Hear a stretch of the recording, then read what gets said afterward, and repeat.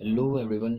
आज की इस वीडियो में हम समझने वाले हैं कि मल्टीप्लिकेशन क्या होती है और इसी के साथ हम कोडिंग डिकोड करेंगे टेबल को। टेबल्स जो आपने याद किए होंगे, डिकोडिंग दी टेबल्स।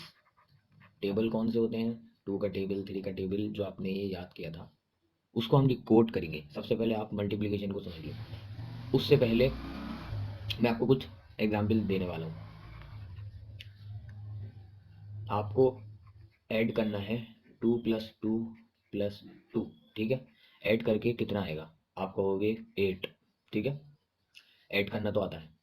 अब ये मैं ऐड कर रहा हूँ, ठीक है, बहुत बड़ा। ठीक है, ऐसे चलता रहा और ये लास्ट में 2 आया, तो आप कहाँ तक ऐड करोगे? ठीक है, और इसमें टाइम लग सकता है आपको ऐड करने में अगर बहुत ज़्यादा 2 है, लेकिन आप ऐड कर लोगे और आपका आंसर भी आ जाएगा अकॉर्डिंग टू द 2 कितने हैं हमारे, यहाँ पर आंसर आ जाएगा। ठीक है, लेकिन इसमें टाइम बहुत ज़्यादा लगेगा। टाइम, ठीक है, टाइम लगेगा इस काम में।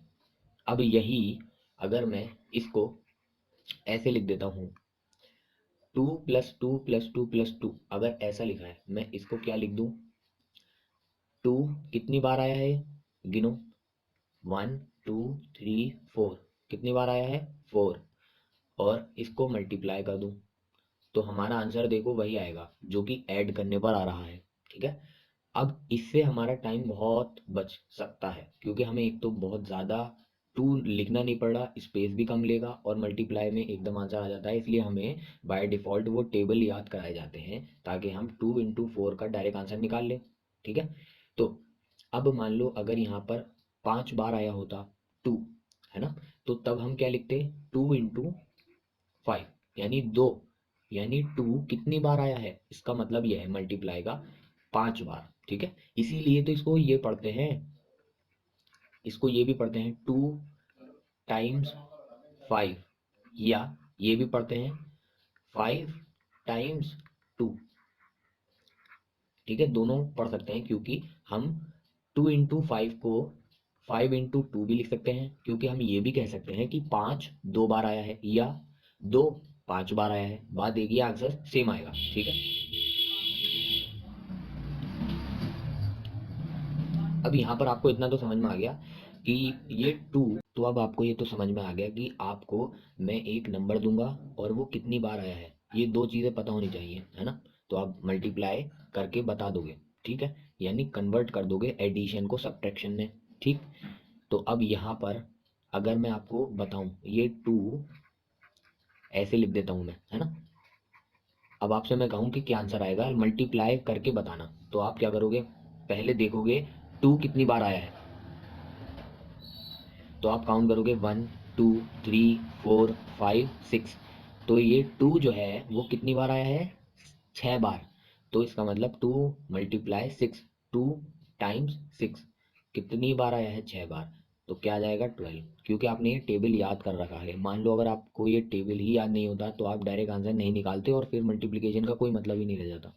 अब आप ये सोचो कि आपको ये जो लिख रहा हूँ मैं, इसका कोई मतलब नहीं पता। 4 × 3, 2 × 6, 7 × 2, आपको इसका आंसर नहीं पता, यानी आपको टेबल याद नहीं कराई गई, यानी मल्टीप्लाई से कोई वास्ता नहीं पड़ा, आपको बताया ही नहीं गया जीवन में आपके ये क्या होता है। तब क्या मल्टीप्लिकेशन का कोई एग्जिस्टेंस है? तब तो आप कहोगे कि सर मैं एडिशन को मल्टीप्लिकेशन में कन्वर्ट तो कर लूँगा, लेकिन हमें तो ये याद ही नहीं है।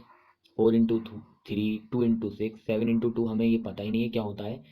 तो अगर आपको टेबल याद नहीं है तो हम एडिशन को मल्टीप्लाई में लेकर भी चले जाएं तो कोई फ़ायदा नहीं होगा। ठीक है, तो इसलिए पहले आपको टेबल याद कराए जाते हैं, यानी मल्टीप्लिकेशन से रूबरू कराया जाता है।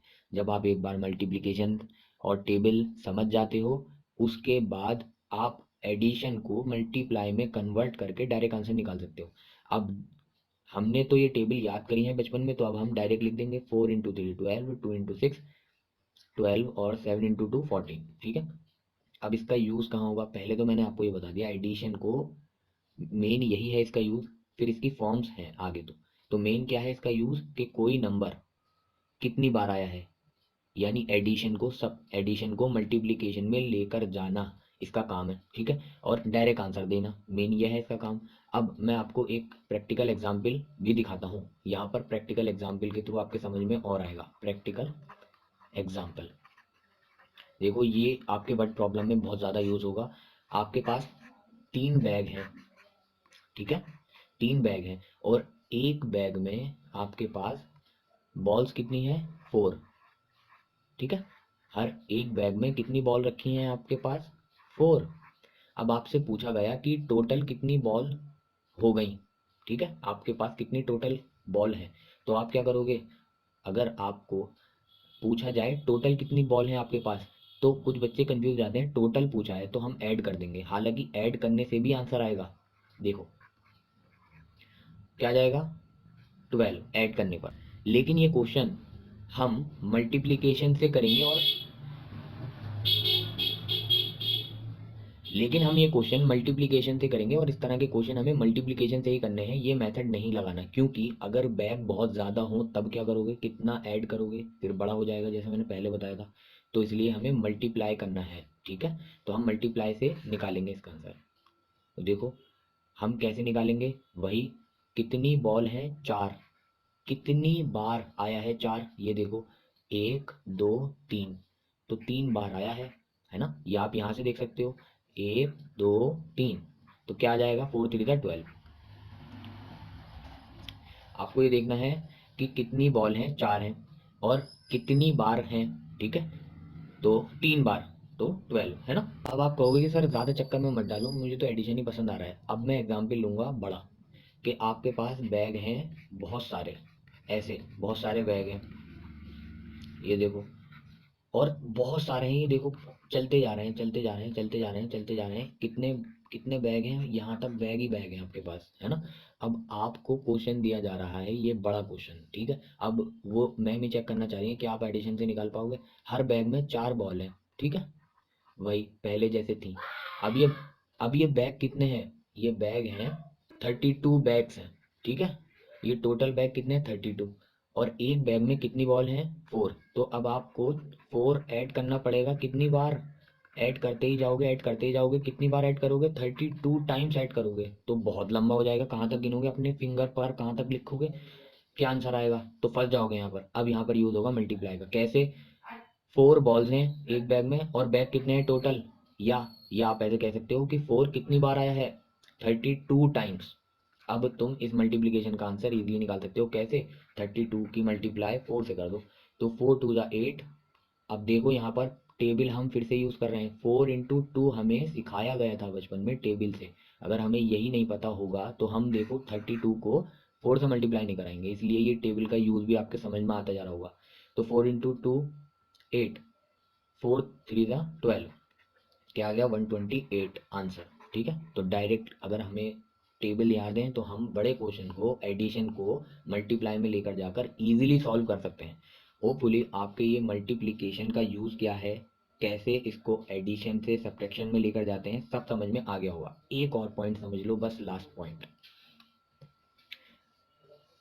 हमें बचपन में टेबल सिखाया गया था, 3 1 3, 3 2 6, 3 3 9, 3 4 8, ऐसे ऐसे पढ़ते हैं बच्चे, लेकिन 3 1 2 ऐसे कहते हैं वो, लेकिन वो ऐसा होता है, 3 1 आर 3, 3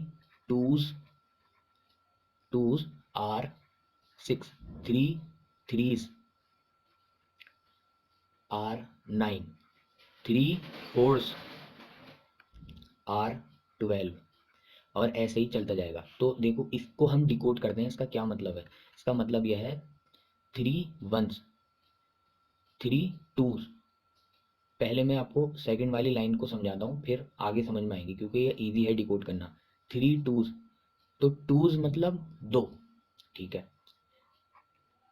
3 3 बार आएगा, 2s मतलब 2, 3 मतलब 3 बार आएगा, तो 2 जो है, 2 नंबर 3 बार आएगा, यानी 3 बार ऐड करो, ठीक है। या आप ऐसे भी लिख सकते हो, वैसे ये टेबल एडिशन से ही बनी है, तो हमने जब टेबल को, भाई टेबल क्या है, ऐसे ही तो लिखा होता है, 3 2s आर 6, हम ऐसे पढ़ते हैं। तो टेबल हमारी ये होती है 3 × 2। अगर हम इसको खोलेंगे वापस उसमें लेकर जाएंगे एडिशन में, तो वो यही तो बनेगा। ठीक है। तो 2 into 3 कहो या 3 into 2 कहो, बात एक ही है। तो क्या जाएगा हमारा 6। ठीक है। तो देखो यहाँ पर टेबल में हम, आप कहोगे कि सर ऐसा होना चाहिए था ना, आप कहोगे ऐसा होना चाहिए था 3+3 ऐसा होना चाहिए था कि 3 2 टाइम्स आया है, बात एक ही है। लेकिन टेबल में उल्टा लिखा जाता है, I don't know why, but ऐसे लिखा जाता है। दोनों की बात एक ही है, क्योंकि देखो 3 into 2 करो या 2 into 3 करो, बात एक ही है। ठीक। अब देखो नेक्स्ट लाइन, देखो नेक्स्ट लाइन के, आप ये देखो ये लाइन, फोर्थ वाली लाइन देखो, तो फोर्थ वाली समझ में आएगी क्योंकि थर्ड वाली में दोनों ही 3 आ जाएंगे, तो 3 3 आप समझ नहीं पाओगे। तो ये देखो फोर्थ लाइन, 3 4, तो 3 3 4, 4 यानी 4, तो 4 3 बार आए। ठीक है। 4 3 बार लिखना है हमें, तो कितना हो जाएगा 12। ठीक है। तो यहाँ पर क्या कह रहे हैं, 3 into 4। ठीक। 3 4s 3 5s। ठीक है। 3 5 बार आए तो 3 5s। ठीक है। या आप ऐसे भी लिख सकते हो 3 4s, या 3 को 4 बार लिख दो, बात एक ही है, मैंने आपको बताया। तो तब भी वो 12 ही आएगा। 3 4s 3 5s आर 15। अगर 3 5 बार आए तो क्या होगा, 3 को 5 बार लिखेंगे तो क्या होगा, 3+3+3+3+3 15। और आप ये भी लिख सकते हो कि 5 3 बार आ जाए। ठीक है। अगर मैं 5 का टेबल पढ़ूं, 5 3s, उसमें क्या आता है, 5 3s are 15, है ना। 5 का टेबल अगर मैं पढ़ूं तो देखो यही तो लिखते हैं, 5 3s are 15। तो इसका मतलब क्या है कि 5 3 बार आ जाए। ठीक है। तो वो 15 हो जाता है। तो सिंपल वो ये कह रहे हैं, 2 को 3 बार लिखो, या हम ये भी लिख सकते हैं 3 को 2 बार लिखो, बात एक ही, 6 आएगा। ठीक है। इसी तरह से 3 को 4 बार लिखो या 4 को 3 बार लिखो, मतलब ऐड करो लिखकर, तो सेम आंसर आएगा। तो हमने इसको डिकोड करके एडिशन में ले गए। ठीक है। क्योंकि हमें पता है ये मल्टीप्लाई एडिशन से बनी है। अब हमने मल्टीप्लाई को समझने के लिए वापस से एडिशन में चले गए, ताकि हमारे समझ में आ जाए। ठीक है। 3 4 4 3, बात समझ गए होगे, दोनों तरफ से आंसर सेम ही आएगा। ठीक है। आप तो सीधा सीधा समझ लो, स्टार्टिंग में हो सकता है आपको कंफ्यूजन हो रही हो, अब आपके समझ में आ गया होगा। आप तो चक्कर में मत पड़ो, अगर समझ में नहीं आया तो समझ लो कि ये जो 5 यानी 5 है, ये 3 बार लिखना है। ठीक है। और अगर अच्छा नहीं लग रहा हो तो ये सोच लो कि ये जो 3 है इसको 5 बार लिखना है, दोनों का आंसर सेम आएगा। ठीक है। तो ये मतलब होता है जो इंग्लिश में लिखा हुआ होता है। अब आपको क्लियरली समझ में आ गया, होपफुली आपको ये पूरी जो मैं वीडियो समझाना चाह रहा था मल्टीप्लिकेशन से रिलेटेड समझ में आ गई होगी। इसका यूज़ इसका यूज़ वर्ड प्रॉब्लम में होगा, और वर्ड प्रॉब्लम में कई तरह से इन चीज़ों का यूज़ होता है जो वो लैंग्वेज में घुमाता है। और एग्जाम प्रैक्टिकल एग्जाम्पल जो मैंने बैग वाला लिया वो भी बहुत ध्यान से याद रखना।